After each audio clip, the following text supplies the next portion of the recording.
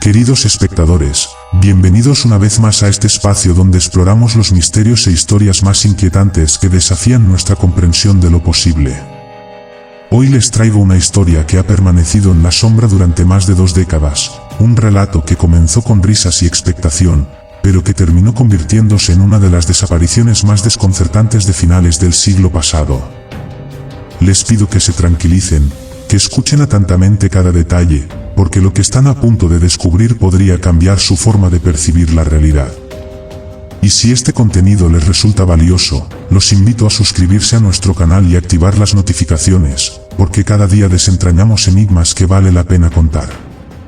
Ahora, permítanme llevarlos de vuelta al año 1999, a una carretera de montaña donde 42 vidas se desvanecieron sin dejar rastro.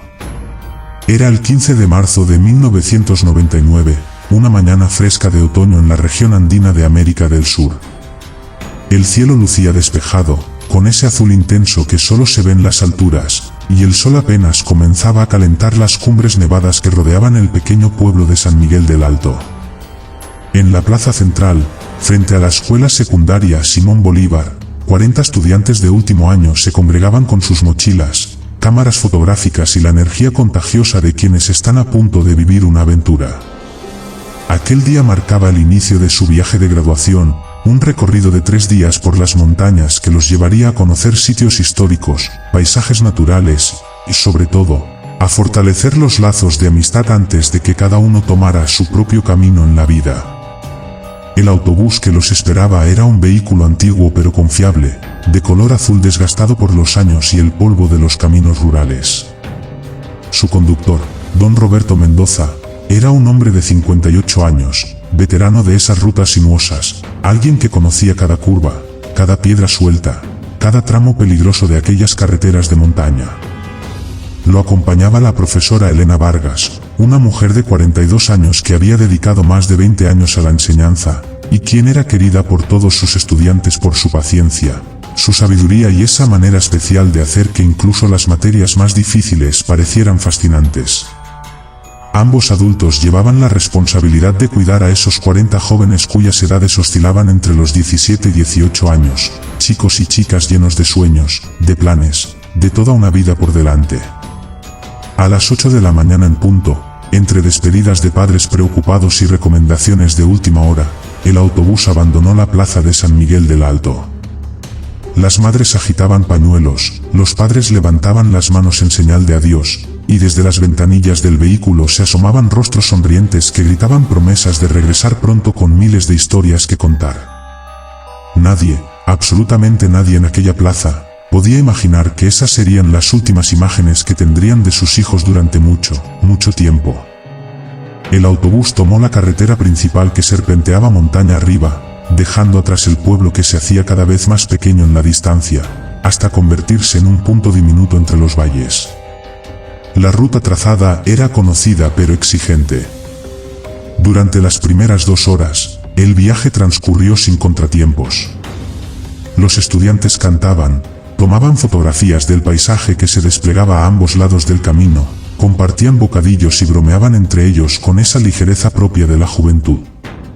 Algunos anotaban en sus diarios de viaje, otros simplemente observaban por las ventanas cómo la vegetación cambiaba gradualmente, volviéndose más escasa a medida que ascendían hacia altitudes mayores. La profesora Vargas revisaba periódicamente que todos estuvieran cómodos y seguros, mientras don Roberto mantenía su atención fija en el camino, sus manos firmes sobre el volante, sus ojos experimentados leyendo cada señal de la carretera. Aproximadamente a las 10:30 de la mañana, según los registros que se pudieron reconstruir más tarde, el autobús pasó por el último punto de control antes de adentrarse en la zona más remota y elevada de la ruta.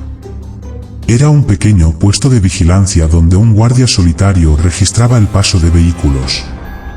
El hombre, cuyo nombre era Julio Ramírez, recordaría después con claridad aquel autobús azul. Recordaría haber saludado a don Roberto con la mano, haber visto los rostros alegres de los jóvenes en las ventanillas, haber pensado para sus adentros que qué hermoso era ver a esa generación tan llena de vida. Marcó en su registro, 10:32 horas, autobús escolar, matrícula BTN 347, rumbo norte hacia el Paso de las Águilas. Esa simple anotación en un cuaderno gastado se convertiría, sin que nadie lo supiera entonces, en la última evidencia tangible de que el autobús y sus ocupantes existían en este mundo. El Paso de las Águilas era un tramo particularmente desafiante de la carretera. La ruta se estrechaba considerablemente, con un precipicio vertiginoso a un lado y paredes de roca escarpada al otro.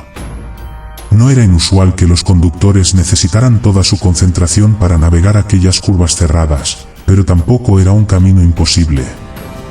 Miles de vehículos lo habían atravesado antes sin incidentes mayores.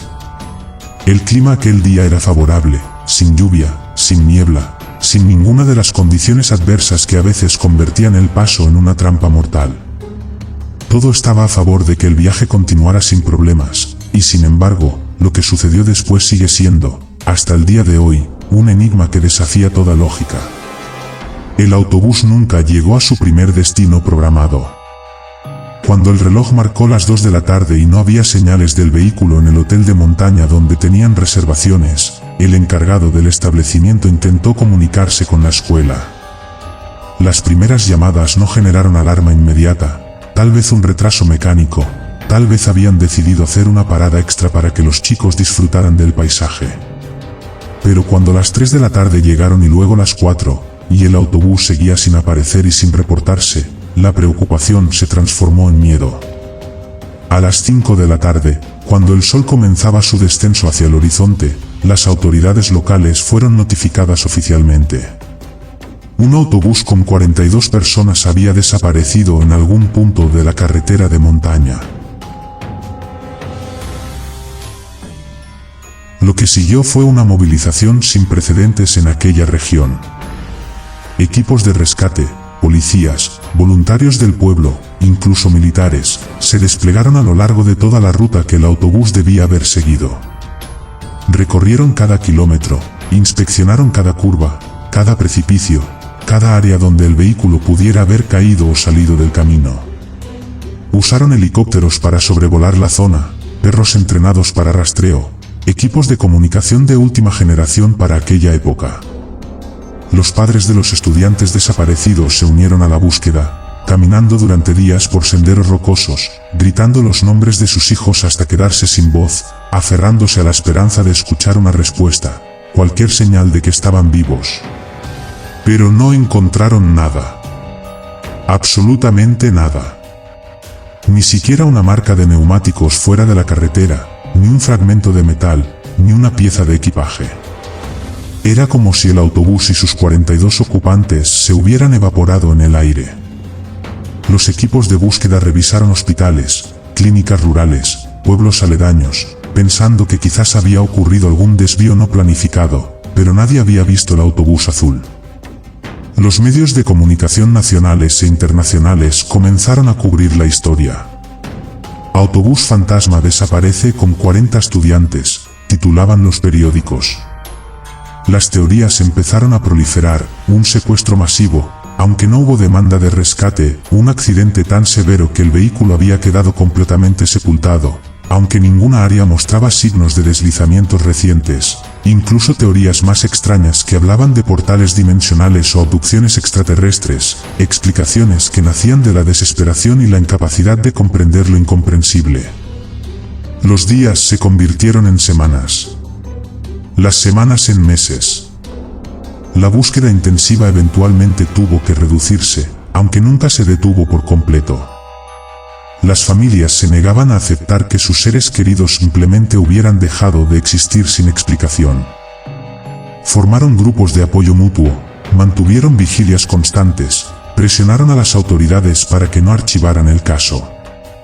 El pueblo de San Miguel del Alto cambió para siempre. La plaza que antes rebosaba de vida ahora estaba marcada por un silencio pesado, una ausencia que se sentía físicamente. La escuela Simón Bolívar se convirtió en un lugar de luto perpetuo. Los pupitres de los 40 estudiantes desaparecidos permanecieron vacíos durante todo ese año, nadie tuvo el corazón de ocuparlos o quitarlos. En las paredes del aula, sus compañeros pegaron fotografías, dibujos, mensajes de esperanza que decían: los esperamos de vuelta. Pasaron 3 años.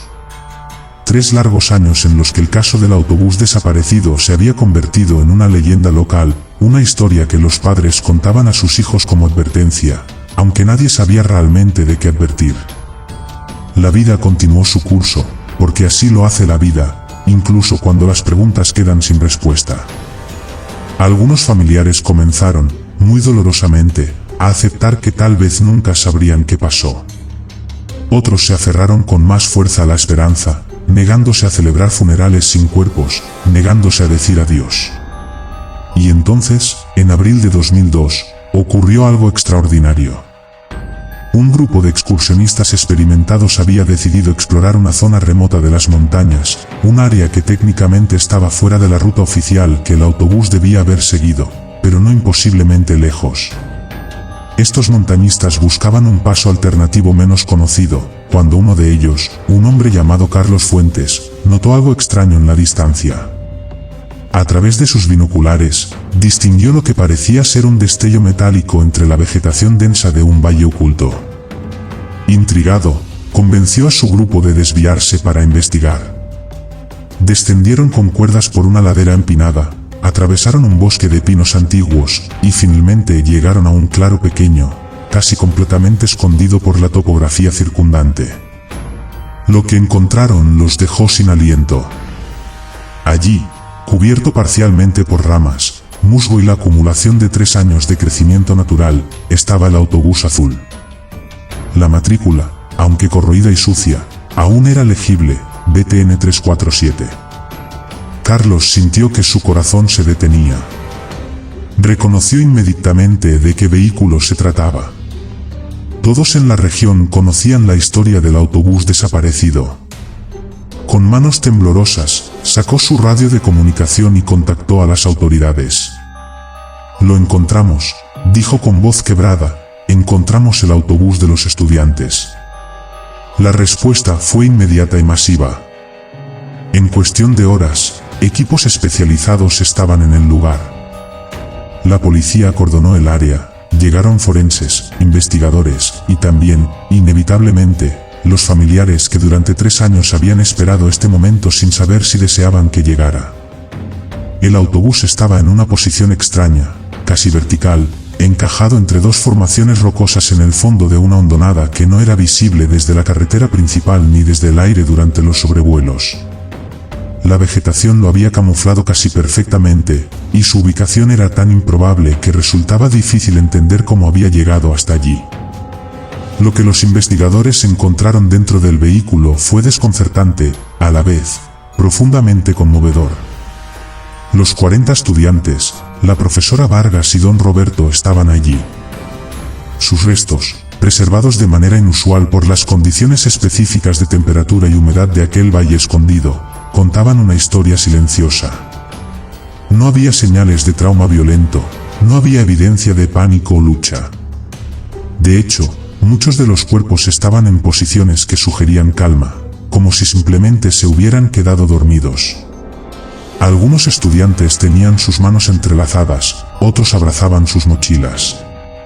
La profesora Vargas estaba en su asiento cerca del frente, con su diario de viaje abierto en su regazo.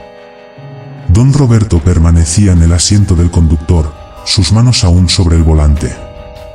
El análisis forense reveló algo que los investigadores nunca esperaron. Todos habían muerto por asfixia, pero no por la falta de oxígeno ambiental. Los niveles de monóxido de carbono en los tejidos conservados eran extremadamente altos. El motor del autobús, que había quedado en marcha, había emitido gases tóxicos que, debido a una combinación de factores, un sistema de ventilación bloqueado y la posición del vehículo en la hondonada, se habían acumulado en el interior. La muerte había llegado de manera silenciosa, casi imperceptible, robándoles la consciencia gradualmente hasta que uno por uno fueron cayendo en un sueño del que no despertarían.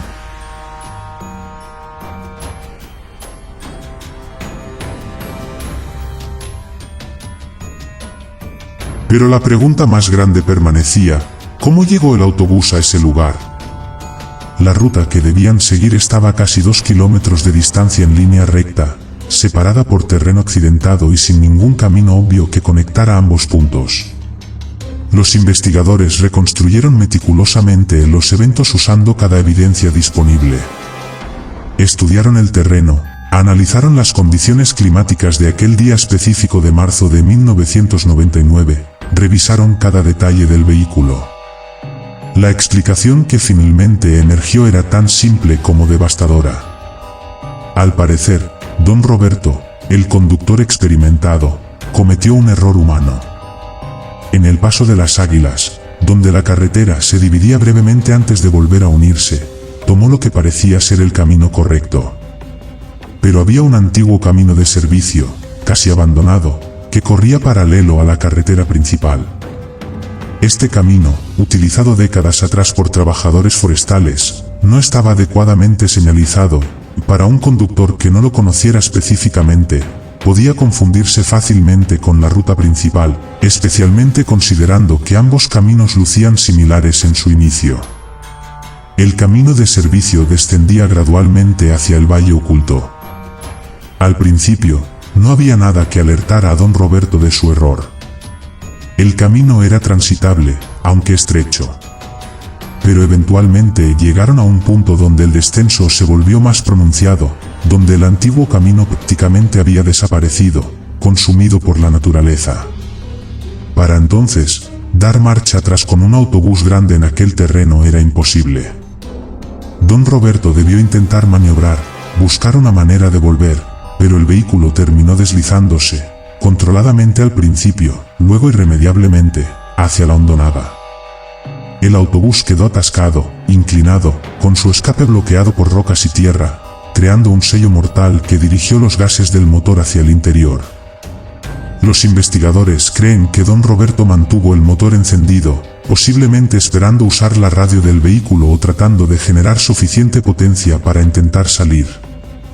Lo que no sabía, lo que nadie en ese autobús podía saber, era que cada minuto que el motor permanecía en marcha era un minuto más de veneno invisible llenando el espacio donde respiraban. La profesora Vargas escribió en su diario durante esos momentos finales. Sus últimas entradas, descubiertas y preservadas cuidadosamente, son desgarradoras de leer. Escribió sobre cómo Don Roberto estaba haciendo todo lo posible por sacarlos de allí, sobre cómo los estudiantes, aunque asustados, mantenían la calma. Escribió que comenzaban a sentirse somnolientos, mareados, que algunos estudiantes se habían quedado dormidos y ella pensaba que era el shock y el cansancio. Su última frase, escrita con letra cada vez más temblorosa, decía: algo no está bien. Me cuesta mantener los ojos abiertos. Dios, protege a estos niños. Y allí terminaba su testimonio. El descubrimiento trajo algo de cierre a las familias, aunque el tipo de cierre que nadie desea. Ahora sabían qué había pasado, sabían que sus seres queridos no habían sufrido violencia, que habían permanecido juntos hasta el final. Pudieron finalmente celebrar funerales apropiados, pudieron llorar sobre tumbas reales en lugar de lápidas vacías. El pueblo de San Miguel del Alto organizó una ceremonia masiva de despedida. Se plantaron 42 árboles en la plaza central, uno por cada vida perdida, y se erigió un monumento con todos sus nombres grabados en piedra. Las investigaciones posteriores llevaron a cambios significativos. Aquel viejo camino de servicio fue bloqueado permanentemente. Se instalaron señalizaciones claras en todo el Paso de las Águilas. Se implementaron protocolos más estrictos para viajes escolares, incluyendo sistemas de rastreo GPS y comunicación constante. La familia de Don Roberto Mendoza enfrentó un dolor doble, el de perder a su ser querido y el de saber que su error, tan humano, tan simple, había tenido consecuencias tan terribles. Muchos en el pueblo salieron en su defensa, recordando sus décadas de servicio impecable, recordando que todos, absolutamente todos, somos falibles. Hoy, más de 2 décadas después de aquella mañana de marzo, el caso del autobús desaparecido se estudia en academias de investigación forense, en cursos de búsqueda y rescate. Se ha convertido en un ejemplo de cómo las búsquedas deben expandirse más allá de las rutas obvias, de cómo la tecnología moderna puede ayudar pero nunca debe reemplazar la intuición y la persistencia humana. Los 42 árboles en la plaza de San Miguel del Alto han crecido altos y fuertes, sus ramas extendiéndose hacia el cielo como si buscaran tocar a aquellos jóvenes que nunca tuvieron la oportunidad de crecer ellos mismos. Cada año, en el aniversario de su desaparición, las familias y el pueblo se reúnen junto a esos árboles. Comparten historias, muestran fotografías, mantienen viva la memoria de sus hijos, de la profesora Vargas, de don Roberto. No es una ceremonia triste, aunque las lágrimas siempre fluyen.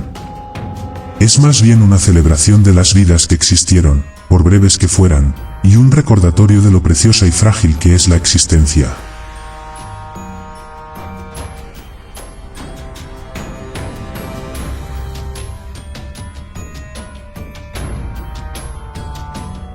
La historia del autobús desaparecido nos enseña varias lecciones profundas. Nos recuerda que la vida puede cambiar en un instante, que un simple giro equivocado puede alterar el destino de manera irreversible. Nos muestra la importancia de no rendirnos, de mantener la esperanza incluso cuando toda lógica sugiere lo contrario, porque a veces las respuestas están ahí, ocultas, esperando ser descubiertas. Nos habla sobre la responsabilidad que llevamos cuando tenemos vidas ajenas en nuestras manos, y también sobre la compasión que debemos tener cuando alguien, bajo ese peso, comete un error. Pero más que nada, esta historia nos invita a reflexionar sobre la incertidumbre inherente a la existencia humana. Aquellos 40 estudiantes salieron de sus casas aquella mañana con planes, con sueños, con toda una vida que creían tener garantizada por delante. Sus padres se despidieron de ellos esperando verlos regresar en pocos días. Ninguno sabía que era la última vez. Y esa es la verdad fundamental que todos enfrentamos pero raramente reconocemos. Ninguno de nosotros sabe cuánto tiempo tenemos, cuándo será la última conversación, el último abrazo, la última oportunidad de decir te quiero. Por eso, estimados espectadores, les dejo con esta reflexión. Valoren cada momento con las personas que aman. No dejen palabras sin decir, no pospongan los sueños hasta mañana, porque mañana nunca está garantizado. Vivan con la intensidad y la alegría que aquellos 40 jóvenes tenían aquella mañana de marzo, pero también con la consciencia de que cada día es un regalo, no un derecho. Abracen a sus seres queridos esta noche. Díganles que los aman. Porque en algún lugar, en un pueblo de montaña llamado San Miguel del Alto, hay 42 familias que darían cualquier cosa por tener una oportunidad más de hacer exactamente eso. Gracias por acompañarme en este viaje a través de uno de los misterios más conmovedores del cambio de siglo. Si esta historia los ha tocado de alguna manera, los invito a compartirla, a comentar sus reflexiones y, por supuesto, a seguir explorando con nosotros los enigmas que la realidad nos presenta. Hasta la próxima historia, cuídense mucho y cuiden a los suyos. Que la memoria de aquellos 42 viajeros nos recuerde siempre la fragilidad de la vida y la importancia de vivirla plenamente.